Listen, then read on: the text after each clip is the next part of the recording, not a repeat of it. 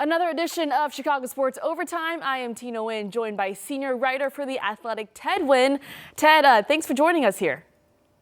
No problem. Thanks for having me on. Excited for the season to get started. Of course. Hey, preseason is finally over. The regular season just around the corner. 2 weeks to be exact. Monday Night Football for the Bears against the Vikings. Caleb Williams this preseason, 17 of 25, 220 yards, 2 TDs against the Bills' backups. Silenced some of the critics there. Nearly flawless on the opening drive. The timing, the accuracy was there. But then against the Chiefs' starting defense on Friday, Ted, a different story. Why did Caleb Williams struggle against KC? Yeah, I think against the Bills, it was so encouraging to see Caleb Williams play in rhythm and hit the third step of his drop and just get rid of the ball. And it just wasn't something that we saw consistently in his rookie year. And I think it also helped that those Bills backups were giving him big windows to throw to. And against the Kansas City starting defense, those windows were a lot tighter.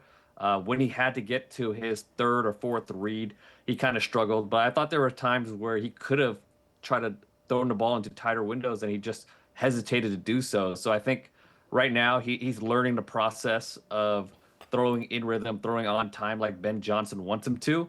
But he also has to be able to hit those tight windows and be willing to throw into tighter windows, because when the regular season starts, it's not going to be as wide open as it has been against the Bills and that later in that second half against the Kansas City Chiefs. So the development of second-year quarterbacks will be a huge storyline this coming NFL season. Where did you see the most growth from Caleb this preseason and just maybe training camp overall? Yeah, like we mentioned, I think just being able to throw in rhythm and seeing those windows kind of open up. We saw that against the Bills, but again, he has to be able to hit those tight windows in the regular season and be willing to get to his third and fourth read a little bit quicker. From what we've seen so far, though, from Ben Johnson and some of the offensive starters, what did you take away from what this offense could possibly look like? Yeah, I think they want to be able to run the ball a little bit better than they have in the preseason. We didn't see those huge gaping holes that we're used to seeing in Detroit, and we know that Ben Johnson wants to be able to do that. So I think it just takes a little bit more chemistry with this offensive line to build with each other and have some more reps with each other. And it'll also help when that running back rotation gets a little bit more settled. So going under center for Caleb Williams, kind of foreign for him, but the Bears have been close to 50-50 this preseason for snaps under center and shotgun. How have you seen him being under center impact maybe his rhythm and timing there? Yeah, I think as far as just being able to play under center, it just you have to be able to sink your feet to the route that's being called. And we saw him do that pretty well against the Bills. But again, I think he's transitioned to playing under center pretty well, but it's just about being in rhythm and being able to hit those tighter windows as things get a little bit more compressed in the regular season. First two games for the Bears, they've got the Vikings and the Lions. Obviously, there's still a lot of newness here, new coaching staff. Caleb Williams, still a young quarterback too.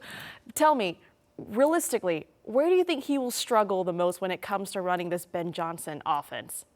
Help us temper our expectations here in Chicago.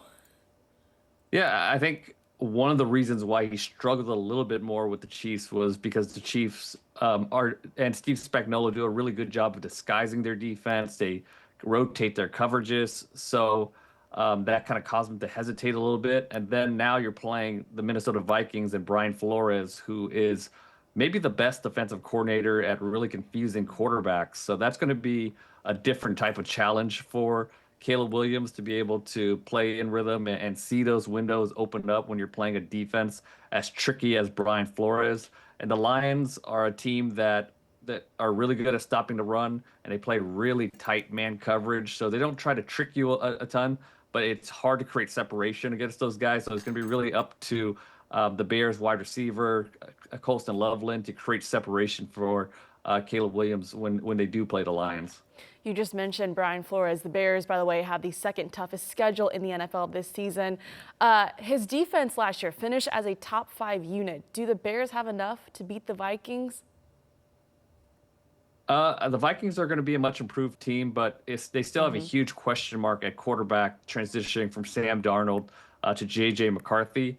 McCarthy obviously is a first-round draft pick, so I think in order to beat those Vikings, they're gonna have to play in a low-scoring game. I think it's gonna still be a bit of a transition period for Ben Johnson at offense and playing a defense as hard as Brian Flores. I wouldn't expect them to score 25, 30 points. It's going to be up to that Bears defense to play like they did early in the season last year and hold J.J. McCarthy to a low scoring total so you have a chance to win that game. Ted, how do you anticipate these first few games panning out for the Bears? Because they've got Vikings, Lions, Cowboys, and the Raiders, and then that bye week. Yeah, first two games are going to be tough, obviously. The Raiders are going to be a really interesting matchup. They're kind of a transitioning team as well, going to Geno Smith and Pete Carroll, and we don't know how Chip Kelly is going to pan out in the NFL. So hopefully they could split, get one or two wins in those first three, and I think that fourth game is going to be really interesting, and the matchup is going to be a little bit more even. When you look at this roster overall for the Bears right now, what's one position that worries you? I think they really need a number one pass rusher. I mean, watching them against the Chiefs starting offense, they struggled really badly to get to Patrick Mahomes and affect him with pressure. I mean, he had all day to sit back there. So just having somebody that could step up and be a alpha pass rusher for them would be huge. I know they tried to blitz a little bit against the Kansas City Chiefs to get to him, but they still couldn't get to Patrick Mahomes. So they really need a pass rusher to step up and really anchor this defense. We just mentioned Monday Night Football, exactly 2 weeks away. Tell me this, last question for you, Ted. The Bears need to do what to get a win against the Vikings? They have to confuse J.J. McCarthy, and they have to really pressure him somehow, whether it's beating that Vikings offensive line that may be in flux a little bit with their left tackle, Christian Darrisaw, coming back from injury. Maybe he plays in that game, maybe he doesn't.